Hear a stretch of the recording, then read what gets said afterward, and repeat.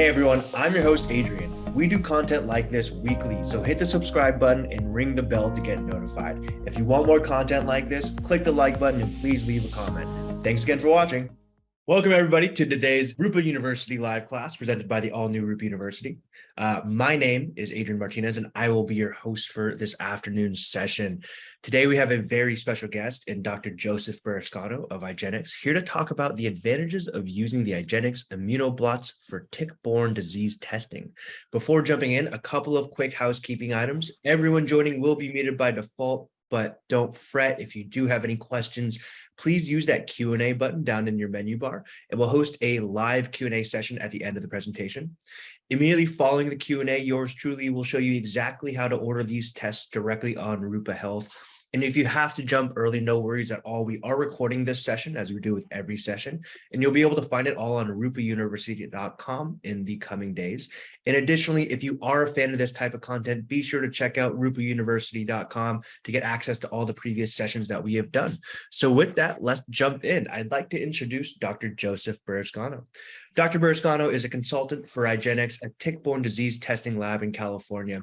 He's well-recognized specialist in diagnosis and treatment of Lyme disease and associated infectious diseases. Dr. Burrascano has over 35 years of research in this field and is also a founding member of ILADS and ILADS Educational Foundation. Thank you so much for joining us today. Very excited for this talk. Lyme is something that we get a lot of questions about, so really intrigued and excited to hear about today's session. So I'll go ahead and let you take it from here. Okay, well, I'm not surprised that there's so many questions because it's not an easy illness to diagnose and not an easy illness to manage. But today we're going to be talking about diagnosing Lyme. And IGenex asked me to do this presentation. I've been helping them with presentations in the past, but I've also been a customer of theirs since their very beginning. I started my work with Lyme disease back in the 1980s, believe it or not. And at those days, we started with no testing. And then we had a really poorly performing IFA test, which is still available today. And I'll go through that. But I and many others in my field embraced IGenex from the very beginning because they always were one step ahead. And what I hope to show you today is that the tradition continues. And I'm going to do that by talking about the Immunoblot technology. Now, IGenex offers many, many different types of tests using different technology, but the Immunoblot is the one that's so significant that we all need to know about it, not only because of its high degree of accuracy, but because it has the ability to pick up infections that no other test will pick up at all. So let's get started. Hopefully, I'm not going to do this wrong. Here we go. All right. So I'm going to talk about, obviously, why is it so important to test for these diseases and show you that the current testing really is that bad. The Immunoblot, which is an IGenex exclusive, has really changed the game in so many different ways. And that I'm going to spend time on and go into some detail about how it works and what it is and what it does. As I said before, Immunoblotting is not the only test IGenex offers. In fact, they offer a number of different types of tests. And the reality is that in many of these illnesses, Lyme disease, Bartonella, Babesia, you can't rely on any one test, no matter how good that one test may be, because different people respond differently to their infection. And often what we have to do is use a combination of tests to try and figure out what's going on. And, you know, we often in these kind of illnesses use combinations of treatments, maybe combinations of pharmaceuticals, adding in some botanicals, combinations of botanicals. So combination testing is really not such a bad idea and not such a far out concept. IGenex actually offers panels that combines the more important and more popular tests. And in doing so, it not only helps you figure out and jog your memory, but also offers savings for the patients because they bundle them with a discount. So we know that tick-borne diseases are really spreading nationwide. You can see from these maps, these are county-wide surveys done by IGenex. Basically, they keep track of where their illnesses are coming from by county. And pretty much every illness is in every county, or at least in every state in the United States where it's being tested for. And even if it's not, I mean, people travel, birds fly, ticks are transmitted, and illnesses spread. This is just a quick diagram. We don't need to go through it in detail, just to make the point that tick habitats are really nationwide. Different ticks contain different pathogens go into different ticks. And actually, since this was made, the geographic range of the ticks has actually expanded, probably due to climate change and industrialization. And also the finding that more of the pathogens are present in more of the ticks than what they thought originally. So this is just the beginning. This is a study that was published in 2019 that showed that, in ticks, there are a variety of pathogens. This was done by PCR. We have Burgdorferi, Miyamoto, which is relapsing fever, Borrelia, Babesia, Ehrlichia, Bartonella, Rickettsia, and even more. So that's what's present in ticks at the minimum. Others, including viruses, are present. But if you look at the patients, they're just as multiply infected. We call this co-infections. What IGenex did back in, I believe it was 2018, they did a survey of over 10,000 of their test results, and they found that the positive tests were as follows. They found Babesia in 37% of their patients, Borrelia burgdorferi in 32%, relapsing fever Borrelia in 27.7%. You can see this, Bartonella, Anaplasma, Rickettsia, Ehrlichia. More importantly, they found that 40% of patients had Lyme plus one other co-infection. 15% had 3 altogether, 4.6 had 4 altogether, and even some had 5. So it's not unusual to have multiple co-infections, and this shows you which the major players are.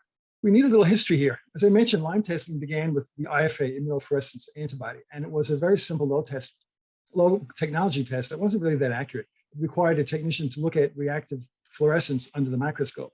So that was cumbersome and inaccurate and time consuming. So what was developed from that was the ELISA, enzyme-linked immunosorbent assay. It basically was the same technology as the IFA. It was just put into automated machines so they could be done more rapidly, a little bit more consistency. But there's still a lot of positives and negatives, false positives, false negatives in this type of technology. The next step was introducing Western blotting for Lyme to try and make the testing more accurate. What then was done was the introduction of the 2-tier testing. The idea was to begin with a very sensitive first test to make sure you don't miss anybody, even if you might get some false positives. Because there's this trade-off between sensitivity and specificity. So if that's positive, then you do a second one that's just as sensitive, but more specific. So you filter out the false positives. In the case of Lyme disease, the first tier was the ELISA, and the second tier had been the Western blot. Now they're allowing a second ELISA as a second tier. Look at the problems. The sensitivity of the ELISA at most commercial labs is no better than a coin toss. I don't know if you can see my pointer. They go down this table of sensitivities, and you find 66%, 55, 50, 75, 29. So wait, the 75% sensitive. But if you go across to specificity, it's only 81%. And again, you see there's this trade-off. You want a test that's more sensitive, you're going to lose some specificity. So second tier being a Western blot or a second tier being ELISA, they're just as insensitive as the first tier, and they're really not any more specific. So the bottom line is a negative test can never rule out Lyme disease, and the 2-tier testing, at best, maybe picks up 70% based on some series, maybe as low as 50% based on others. So what about this? Well, it's Lyme denialism. Patients are told they don't have Lyme based on a negative test, which they can never do, but they're told that. They're often told live with their symptoms, they think they're faking, they need psychiatric help, they're depressed. Insurance companies may deny covering treatment if there's not a positive test. In some cases, if the doctor diagnosed Lyme on clinical grounds with a negative test, state medical boards have charged the doctors with misconduct. That's actually been happening. Now, why are these tests so insensitive? As I mentioned, there's a trade-off between sensitivity and specificity. Sensitivity, can someone have Lyme despite a negative test? Well, we know that impaired immunity is occurring in advanced cases of Lyme, so serum antibody levels may be too low to be detected by these ELISAs and Western blots. Second thing is immune complexes form during the infection, and they trap the free antibody. So the free antibody levels are too low to be detected by these tests. Now, what about specificity? How sure are you that a positive result is truly positive? Things that non-Borrelia antibodies may be picked up by these low specificity tests. And because of this trade-off, you can't turn up sensitivity to overcome the limitations of that, because then you get less specificity. The other problem, which is really huge and really eye-opening, is that most Lyme tests are designed to detect a single Borrelia species, Borrelia burgdorferi B31. It's also known as sensu stricto or BBSS. Now, what is B31?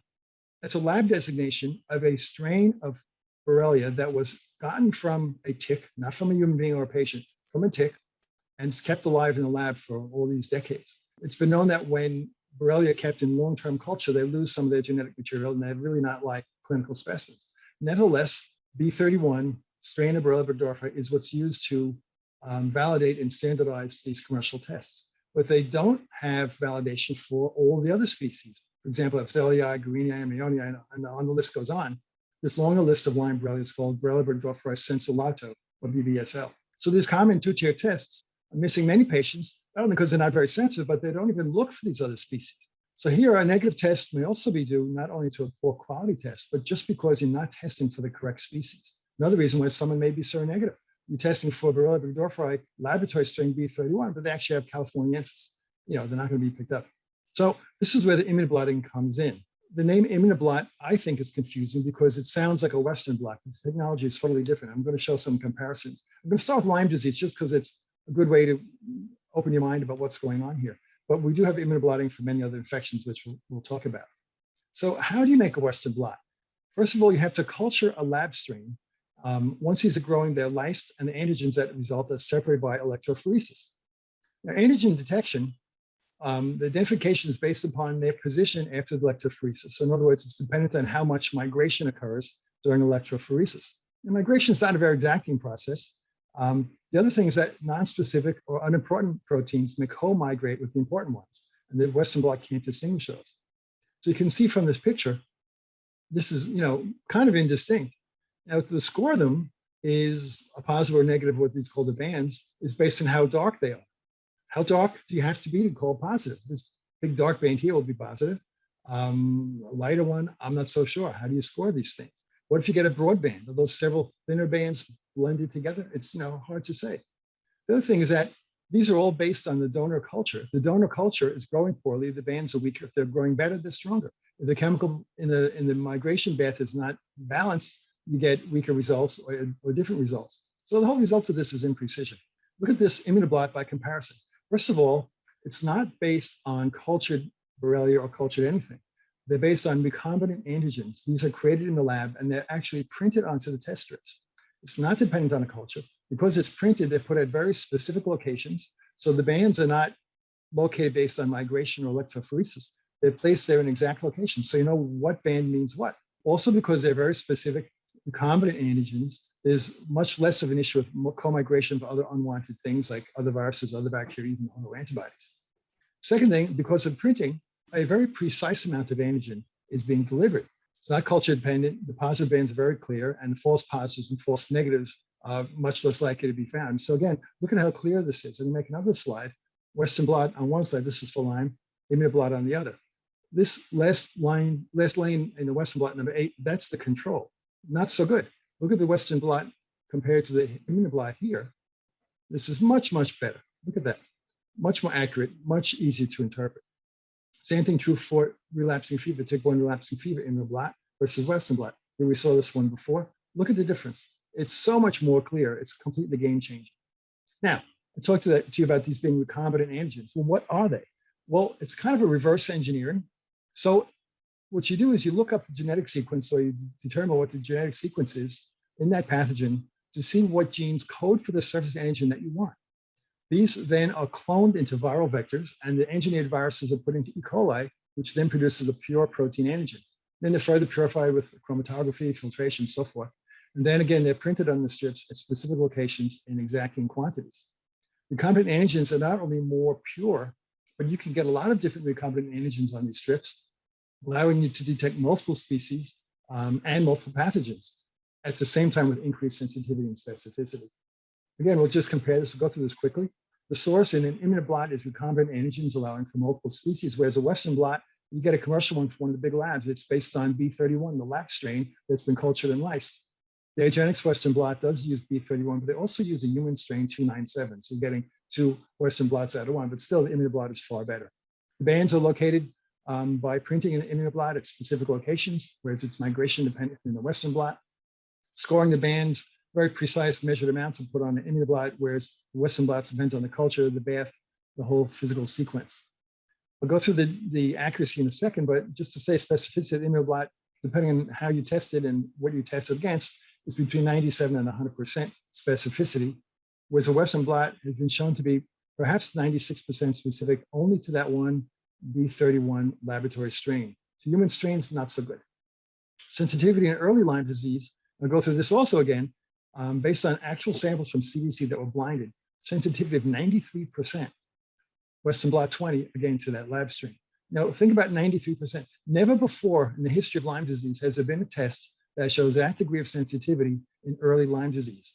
Let's say I have a patient who comes in with an atypical rash. Say, I don't know if it's Lyme disease, maybe it is, maybe it isn't. What do I do? Do I take an acute sample, come back 4 weeks to a convalescent, see if the titer changed? Do I guess that it's Lyme or give antibiotics, or do I wait and see if the person gets sick and then you have a sick patient?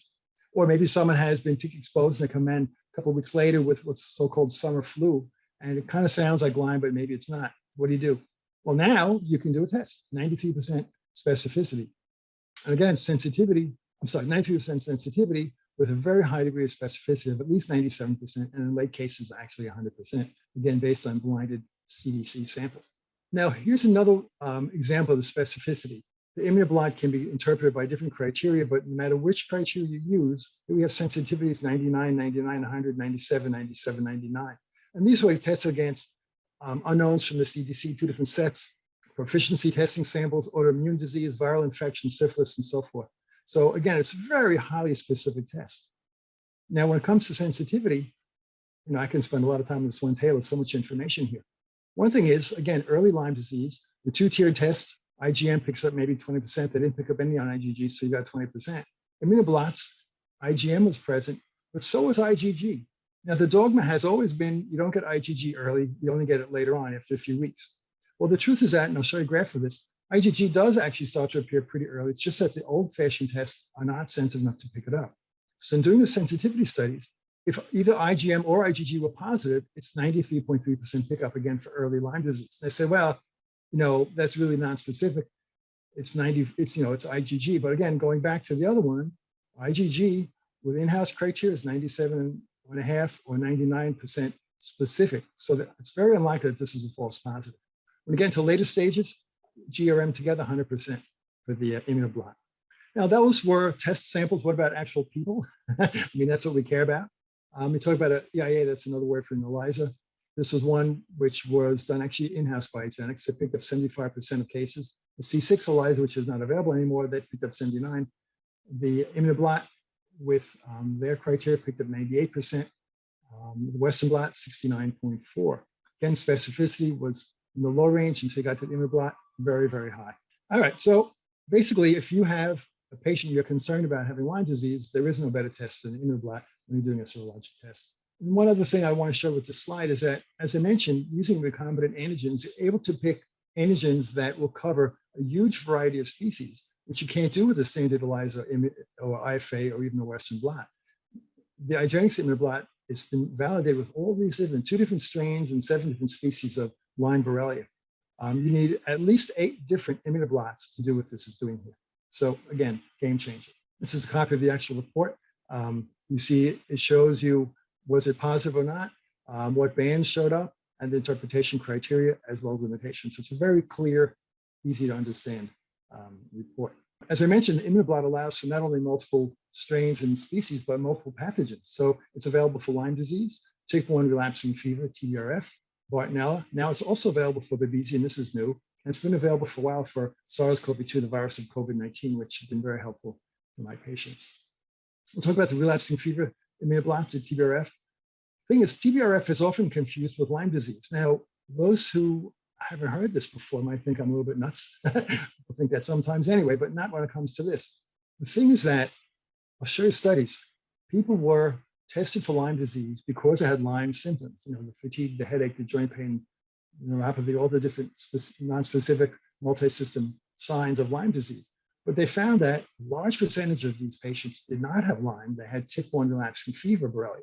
So now the classic description of relapsing fever, a high fever that then clears over a day or 2, and then the patient feels relatively well. Then a few days later, they have a big fever again and relapses. I've got its name. That apparently is a very minimal or minor presentation, and a much more common presentation based on results at the lab is that it presents just like Lyme disease. So it's really important that you understand this, because many people who are maybe seronegative on a Lyme test don't have Lyme. They might have Tick-Borne relapsing fever instead, and Lyme tests don't pick up relapsing fever. The Immunoblots can pick up most of the commonly found relapsing fever species, not just Hermsii, which is commercially available, or Miyamoto, which is also commercially available in the big labs. Not only do they pick up more than these 2, they also use multiple antigens. For example, if you do the Miyamoto ELISA at the big commercial lab, they test for just 1 antigen. It's like doing 1 band on a Western blot, so how accurate can that be?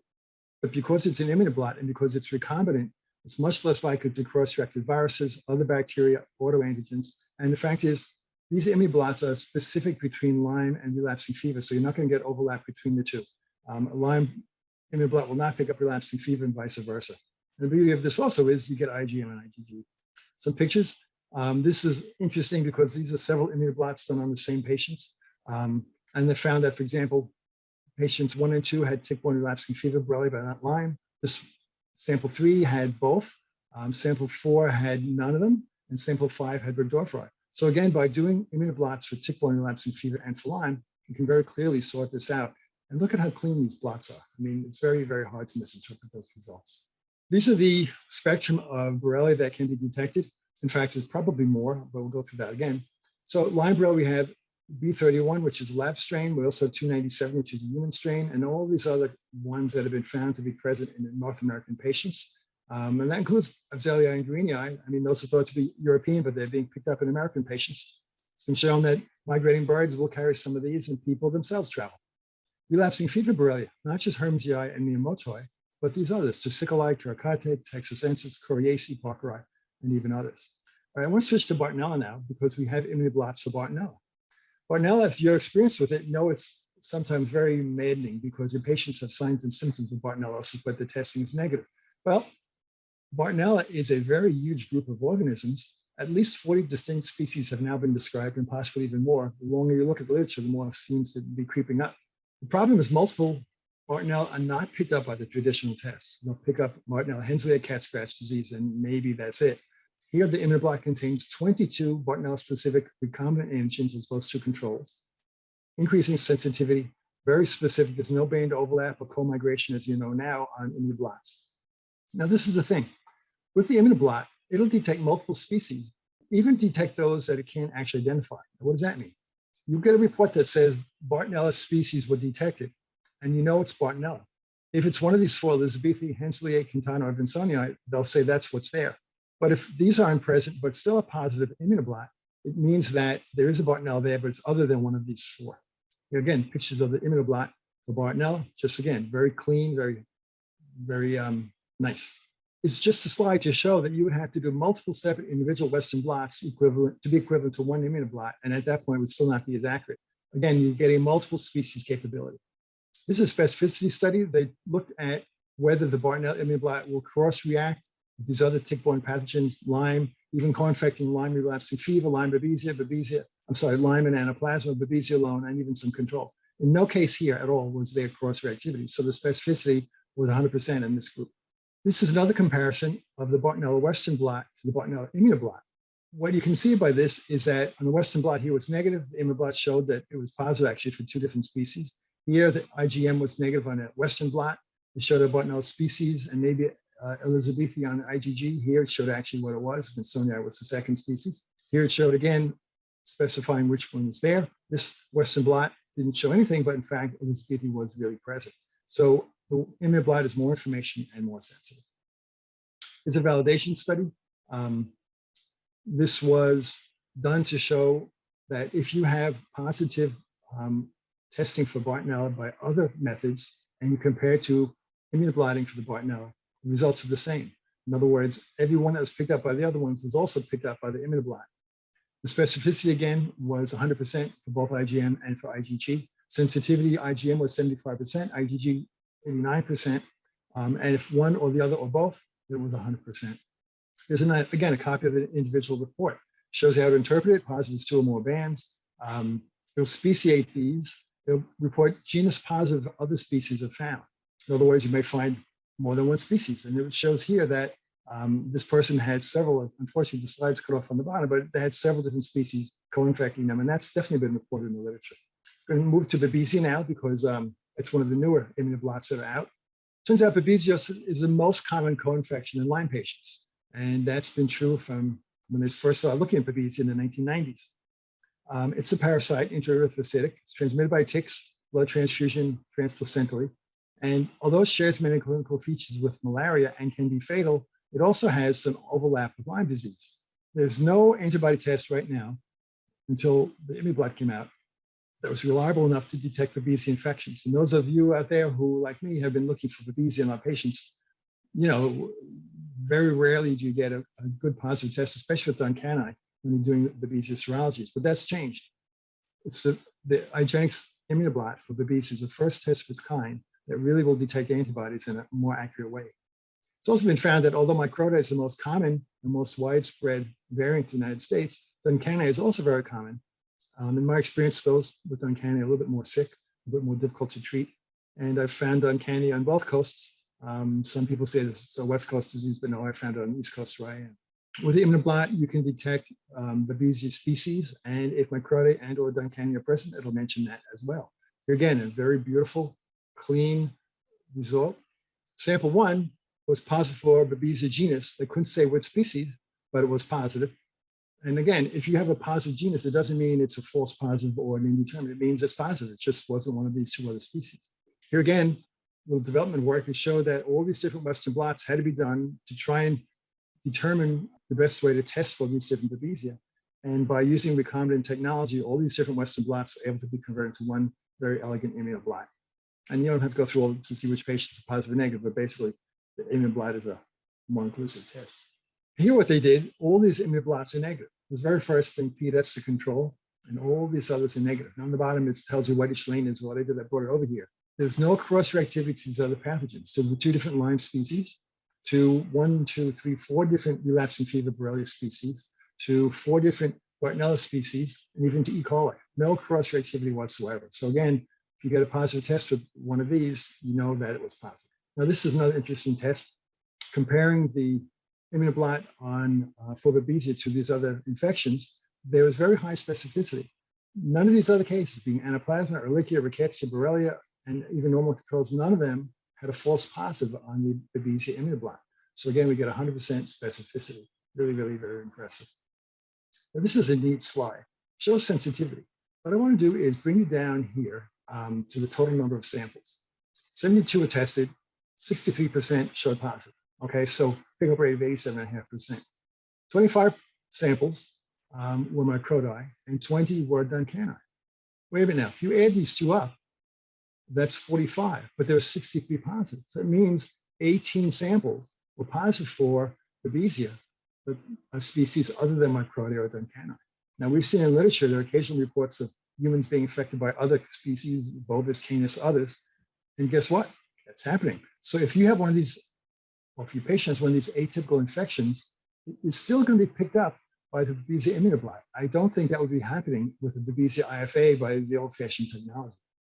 Here again is a very simple report, how it shows whether it's positive or not. It tells you the Babesia was positive by genus, so I know that there's some Babesia there. Here, it showed that it was Duncani by IgG.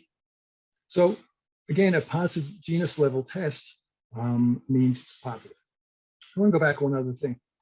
With these tests, and especially with the Lyme and relapsing fever Immunoblots, sometimes you see a lot of species positive and they couldn't, or genus positive and couldn't tell you the species.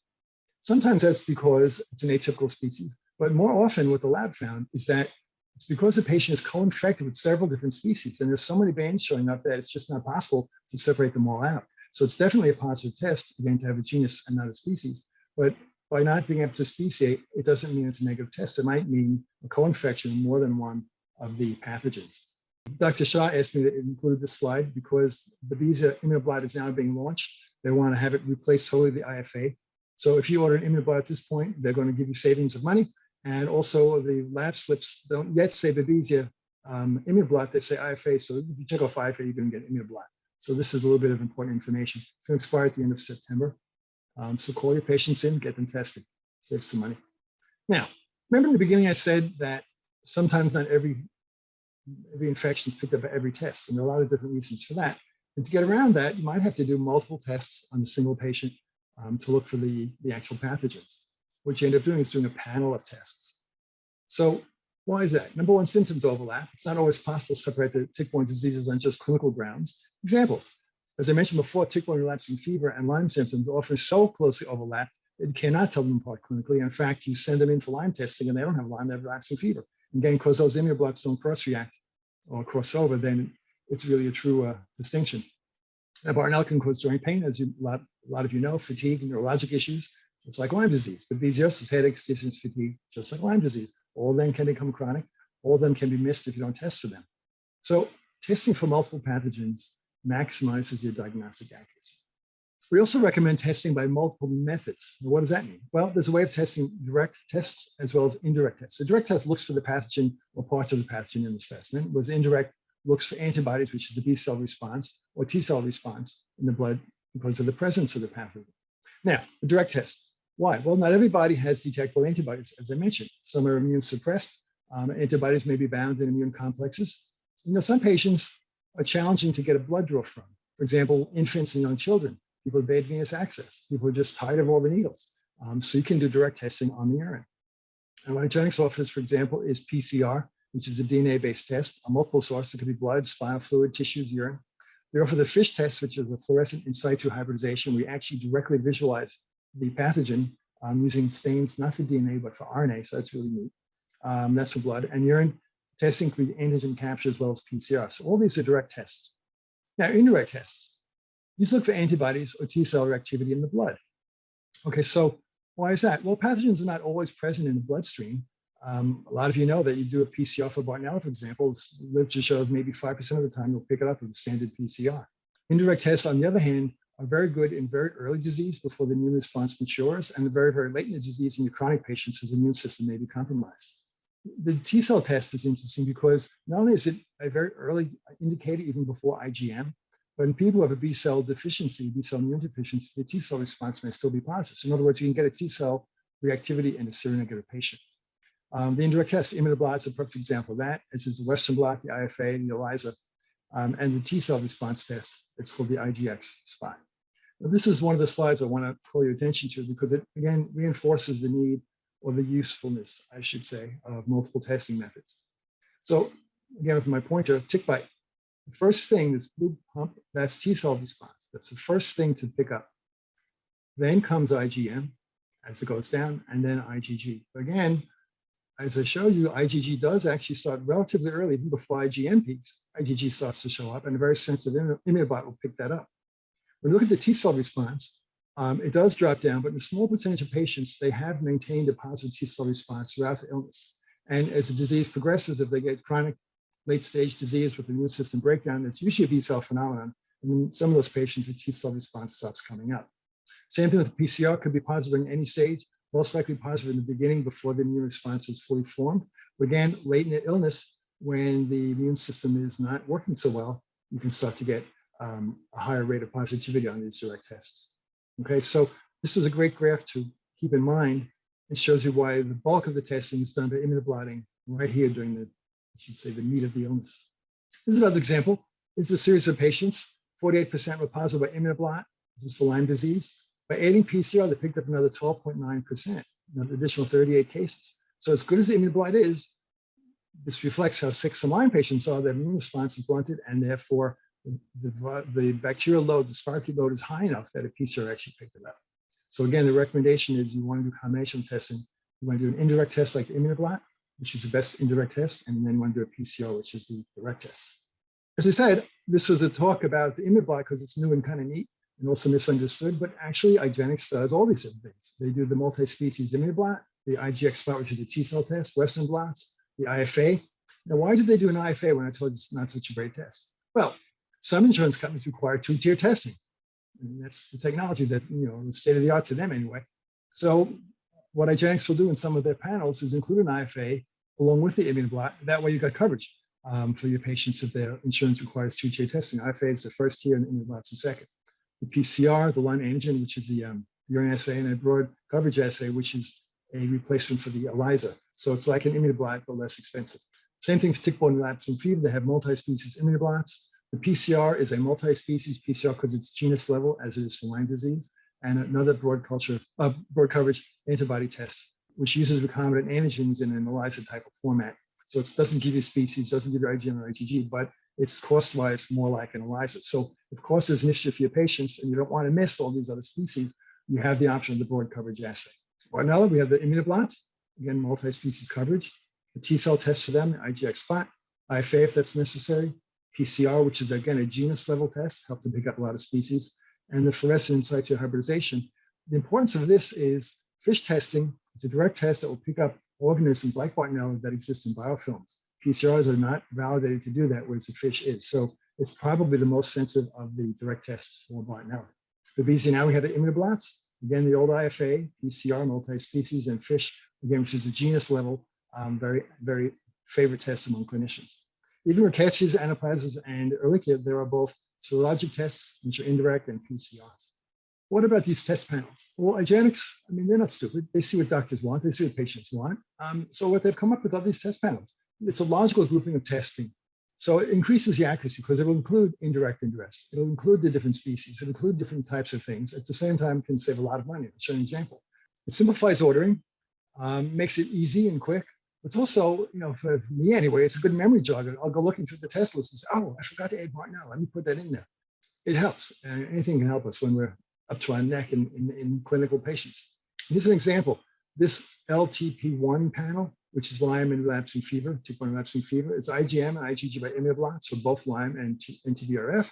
It adds a screening IFA because of some requirement to two-tier. This saves $204.50 over ordering the tests individually. TBD6I, believe it or not, that's an I, not a 1 or an L. Everybody's confused, that's an I.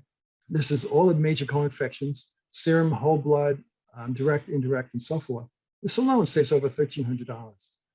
Very, very important to know about the panels. You should look at the order slips, look at what the panels offer, and start using them. It would be great for your patients and for you.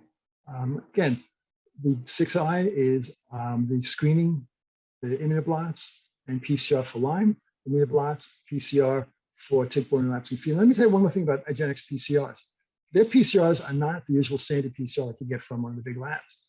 They'll do PCR testing on both genomic and plasmid DNA, and they'll do it in the serum and in the whole blood. So that one PCR test, you send serum and whole blood, you're going to get 4 different PCRs on that blood. And as you all know, PCR testing has problems because of inhibitors to the reactivity of PCR by the blood components like heparin and host DNA. So by doing serum and whole blood and genomic and plasmid, you're getting a much higher degree of sensitivity. And that's true for the TBRF as well. Bartonella, this 1/6I panel is Immunoblots, IgM and IgG, and that fish test, which is so important for Bartonella. Babesia, likewise, very important, the fish, plus the new Immunoblots, Ehrlichia, Anaplasma, and rickettsiosis. And there's 2 different rickettsia species involved in that. So let me tell you about IGenex. It was formed in 1991, and they've been doing specialized testing for tick-borne diseases ever since then. And early on in my career, I found that their testing was more accurate. And it was so accurate that, the Lyme denial set there saying, oh, everybody gets a positive test from IGenex. But I just showed you the specificity is 97, 98, 99, 100% on these tests. So no, it's not everyone getting it. It's just that our patients are sick. We're doing the right test using the right lab. They test for all these different diseases with all these different methods. And the other thing, when you're looking at a lab, a lot of new labs are coming and going and offering all these great new tests with super technologies, so they claim. But where's the proof? IGenex has publications in peer-reviewed literature. They have licensing in all the major states, including New York, which is very, very difficult. The CLIA certified, Medicare certified them. They've never failed a proficiency test to any major degree as far back as I can ever remember. So no, not everybody at IGenex is positive as criticism of it being a false lab. No, this is really true. You'll get to know it when you start using IGenex. And the proof of the pudding is this: over 10,000 doctors across North and Central America use IGenex. What's not shown on the map is that there are patients or samples sent from Australia, from Europe, from the Far East, all to IGenex because people around the world recognize the superiority of this lab. And again, more proof of this is all these different medical groups are using IGenex for their testing. And, again, the proof is in the pudding. IGenex keeps getting unsolicited compliments and testimonials. And this is one I want to read to you because it's interesting and very much like the patients we've all seen. She says, after 4 negative Western blots from top standard labs, I finally got an answer through IGenex. Too bad it took 7.5 years, 26 doctors, and 18 misdiagnoses, including fibromyalgia, chronic fatigue, irritable bowel syndrome, arthritis, and Alzheimer's, believe it or not, to finally get the correct answer. More doctors need to know about the legitimacy of this lab, and patients need to request it. IGenex truly saved my life and many others I know. Thank you, IGenex. Now, in my own practice, I had seen when I was really going full steam, patients had seen 10, 20, 30, as many as 40 different doctors getting all sorts of wrong diagnoses till finally they're found to have Lyme. And why? Because of better testing, better clinical skills. And it's a two-sided coin here. If you have a good lab that gives you reliable results, then you're going to say, oh, that patient's a Lyme patient. And over time, you're going to see the clinical picture of what a Lyme patient looks like and acts like and smells like and the history's like. And anytime a patient says, I've saw 26 prior doctors and no one can figure it out and have all these other non-diagnoses like fibromyalgia, chronic fatigue, say, it's got to be something tick-borne or at least close to it. And then you know to use a better lab. But then by using a better lab, you start to see the pattern of what these patients look like and get to be a better clinician as a result. This is neat. As again, I said, I've talked to you about ImmunoBlots, but it's a full spectrum lab. The website is great. It shows all about the testing methods, how to interpret them. A lot of different webinars there if you have the time to watch them and see what's reported. Research papers, and if you need it, sales material, price lists, and so forth. You can contact Dr. Shah directly, and she's the head of the lab, and lab manager Iris. She's great. She's very good at technicalities. Marketing support, that's Joe Sullivan. He's my right-hand person. He's been so helpful to me and to all the clients too. And it's just one phone number, 800-832-3200, one single phone number to access all of this. So I think I haven't run out of time, which is a surprise to me. I got my high-speed New York talking going on. So I guess we can stop here, and I think we'll open up to questions. Yeah, no, excuse me, Dr. Berescano, that was amazing. Well, thank you. We had a ton of questions coming in. So I'm not going to spend any time wasted here and just jump right into it. So what is your familiarity with the ELISpot tests for Lyme? And I guess how would the Immunoblot compare to it? The ELISpot is a T-cell test. I mentioned T-cell testing before. And it turns out that if we have an infection, our T cells get primed to that infection, just like the B cells do, make antibodies. But the T cells wake up, they have a memory of that. So what the lab does is they take the T cells, they keep them alive in, all the way from patient's arm to the lab table. And then they stimulate the T cell or challenge it with different antigens. And if the T cell has had exposure to that antigen, if the pathogen was present, it'll make interferon gamma. So they measure interferon gamma production by T cells. If you remember that graph I showed you toward the end, T cell response is pretty robust and helpful in very, very early disease, even before the IgM, and again, late in patients who may have a poor serologic response because of B cell dysfunction. Now, the interesting thing is, let's say you have a patient who's got a positive PCR test or positive FISH test, but a negative Immunoblot or a negative T cell test. Well, what that means is that the direct test being positive with a high degree of specificity, they really had that infection. But the fact is neither the B cells with the Immunoblot or the T cells with the ELISpot picked it up. So by doing these tests, not only are you getting better at diagnosis of the infection, but you're also finding out things you didn't otherwise know about, like, for example, a weakened immune system, a deficient B or T cell function. So hitting the ELISpot, the T cell test, really is helpful, not just for diagnosis, but also get a better picture of your Lyme patient's overall health. Perfect. This practitioner says, I give doxycycline to patients for 2 weeks prior to the IGenex testing to ensure accuracy. Do you think this is necessary for the Immunoblot? This has not been formally studied, but I did have a series that I reported on back maybe 15 years ago or so, maybe even 20 years ago at this point. A lot of my patients back in the day before I had better testing than ELISA were seronegative, but I was convinced they had Lyme disease on clinical grounds. So I started to treat them. And then I retested them during treatment 6 weeks later. And after 6 weeks of treatment, 36%, actually 37%, now converted to becoming seropositive in the very same type of test. And the thinking is that, and this has been proven and written up, that when there's a lot of infection going on, there's an antigen excess and it absorbs the free antibody. Antibody type tests like ELISAs, Western blots, Immunoblots pick up only free antibody. So the thinking is if you treat the patients and decrease the germ load with the antibiotics, then you free up some of that bound antibody. Now that it's free, you can start to pick it up. IGenex doesn't recommend any kind of clinical treatment. I mean, they're a testing lab. They're not a clinical, advisor for treating patients. So there's no official rule on that, but a lot of doctors do it. Which drug and for how long and at what dose, I don't know. But the downfall of this is that it might inhibit the reactivity of a direct test, like a PCR or a FISH. So if you're going to do this at all, basically do your test panel in the beginning, and if it's all negative, but you still suspect it, then you can start to treat the patient if you have clinical grounds to support that, and then consider testing by antibody, by Immunoblot, several weeks into the treatment. And again, in my own experience, it's been 37% became positive who were not positive before. It's a long answer to a very simple question, but I want to be clear. Absolutely. We love the clarity. The more detail, the better. When is the earliest after a tick bite the Immunoblot would be 97% sensitive? The pickup was based on CDC supplied samples, and the sensitivity was 93%. And the samples that CDC called the early Lyme are people who present with EM rash.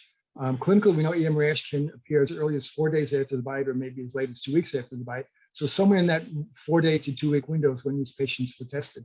CDC samples were blinded. They didn't tell the lab who was what and when. But again, 93% of them were picked up. Wow. What's the status of testing for Stari? Well, that'll be picked up by the Immunoblot because it'll show as a genus, species no, but genus it would. I don't know about the PCR. This is the problem. there's no real gold standard test for stari. I mean, if you could culture it and have a lab supply of it that you can say, all right, this is really stari. We know it's stari. We're going to do DNA sequencing to prove it, and now we're going to see the value of the test. Well, you don't have that ability with stari. So you have to just base it on the fact that you know these tests are genus level tests and go from there. I think you covered this one, but what's the availability for these tests in the New York State? Most of the tests are available in New York State. The newer ones, such as the Babesia Immunoblot, which just came out this past week, has not yet been validated.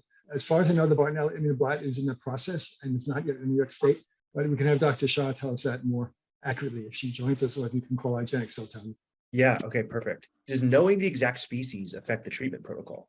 That's a hard question to answer because right now, there are no published studies, for example, treating Guarini versus, strain 297 of Burgdorferi.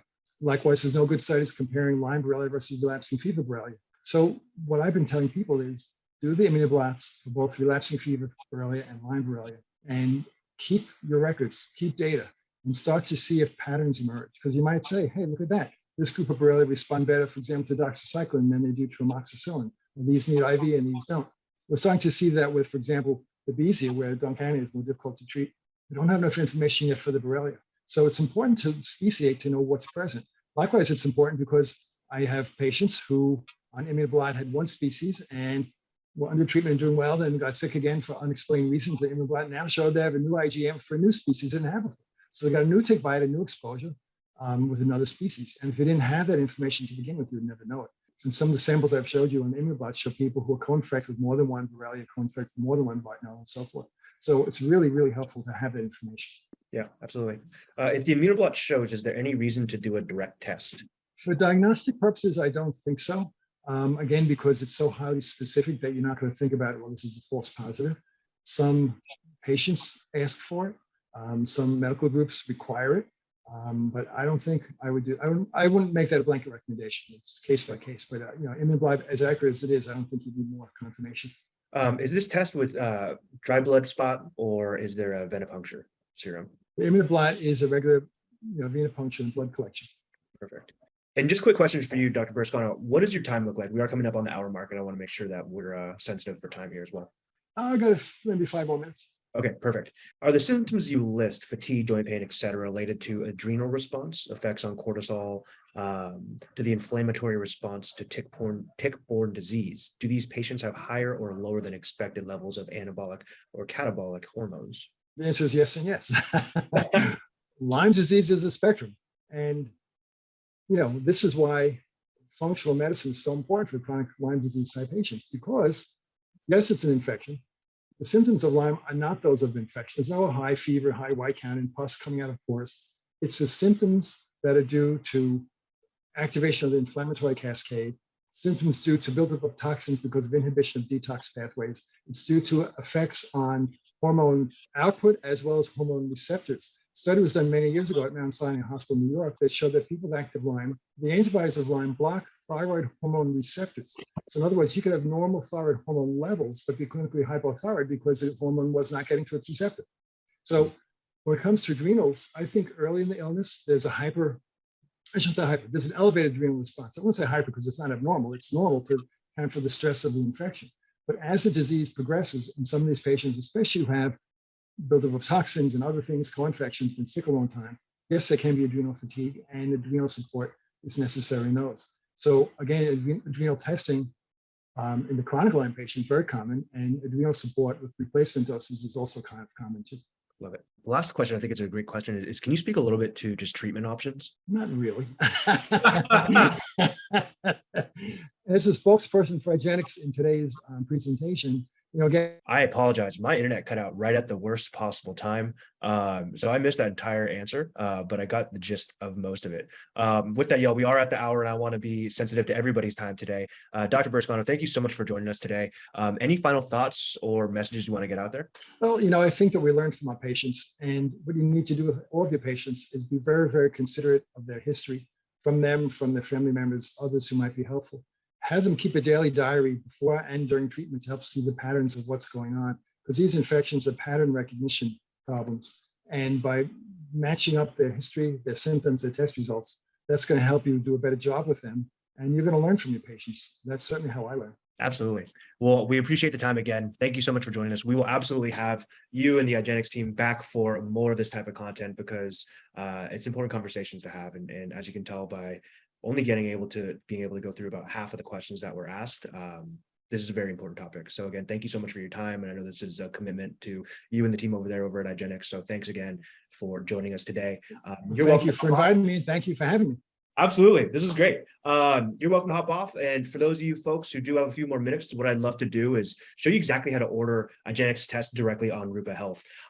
Since the test talked about today is so brand new, it's actually not even on our site yet. That's something that we're working on, and we will be getting it on there very soon. And I actually got confirmation from the IGenex team that the same coupon that Dr. Bartonella mentioned earlier will be able to be used on our site as well. So with that, y'all, let's go ahead and just hop right into it. So for those of you who are unfamiliar and maybe new to these classes, my name is Adrian Martinez. I am the head of practitioner partnerships here at Rupa Health. And really what my role here is to be an educator and that first point person for folks interested in using our platform.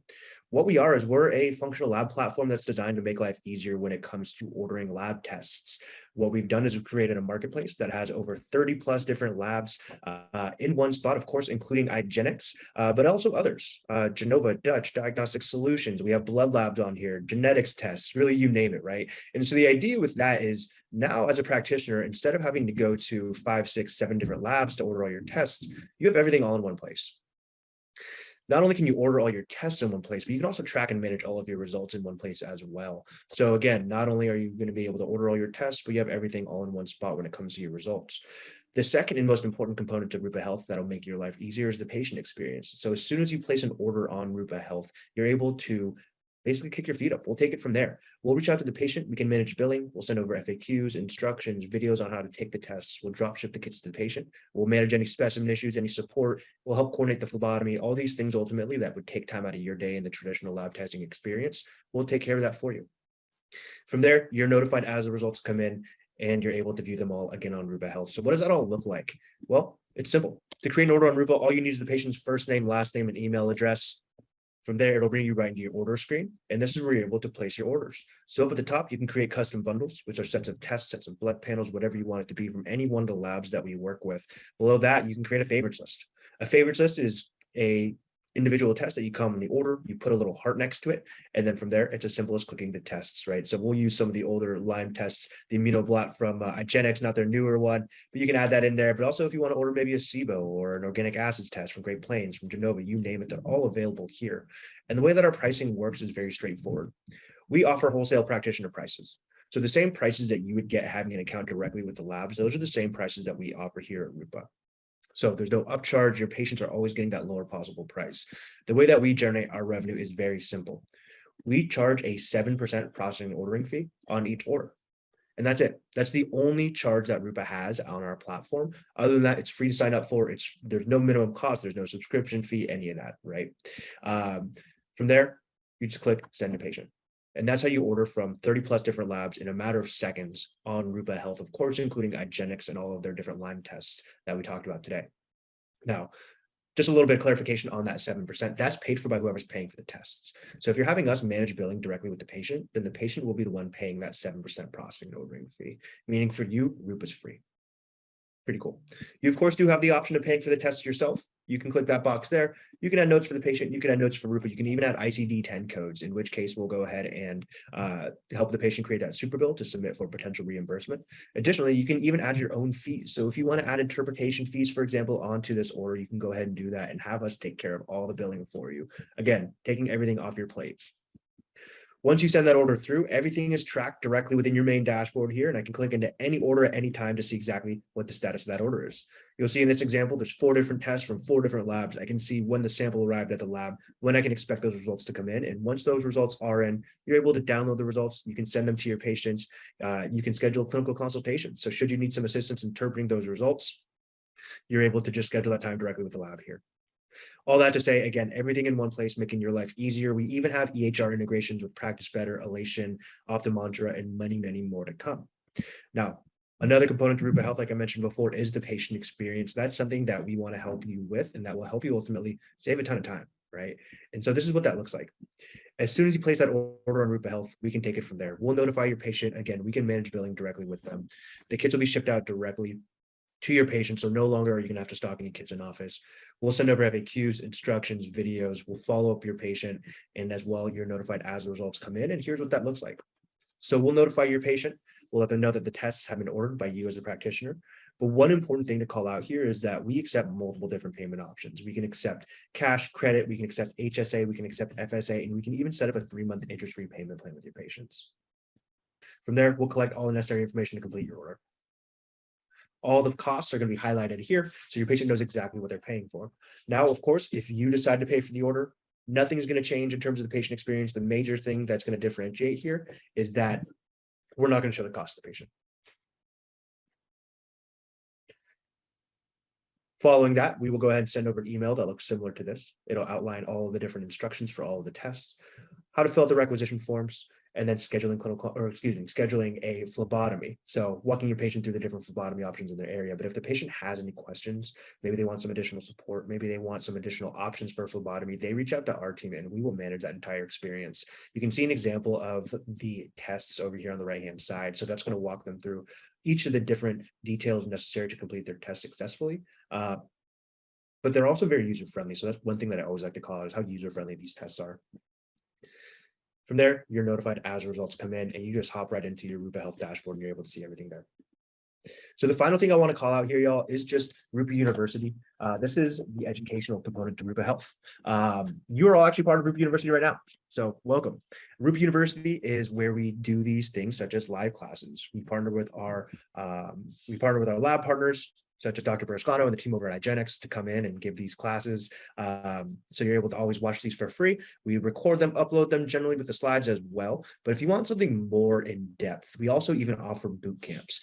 Boot camps are 6-week deep dives where you're able to attend live classes with our practitioners and with our instructors to dive deeper into specific issues, how to interpret tests, so how to evaluate the adrenal or address brain and mitochondrial dysfunction from the top to the bottom using the organic acids tests, right? And that's with Dr. Dan Kalish. We have one upcoming as well with Dr. Carrie Jones, who's our head of medical education here at Rupa Health. So these classes are amazing. We've gotten fantastic reviews. And if you are a practitioner who is interested in getting more of a deep dive, please check out rupauniversity.com and you can go ahead and learn more.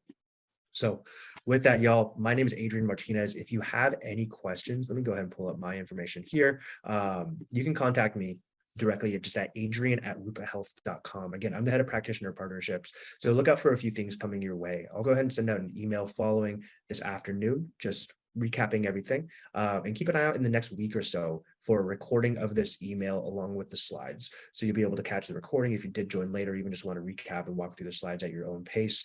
You'll go ahead and receive an email with all those resources. So check out rupauniversity.com, check out rupahealth.com. It's free to sign up for, free to use. And if you have any questions, want to set up some time, please don't hesitate to reach out. Thanks so much for joining, and I look forward to seeing you hopefully next week. Talk soon.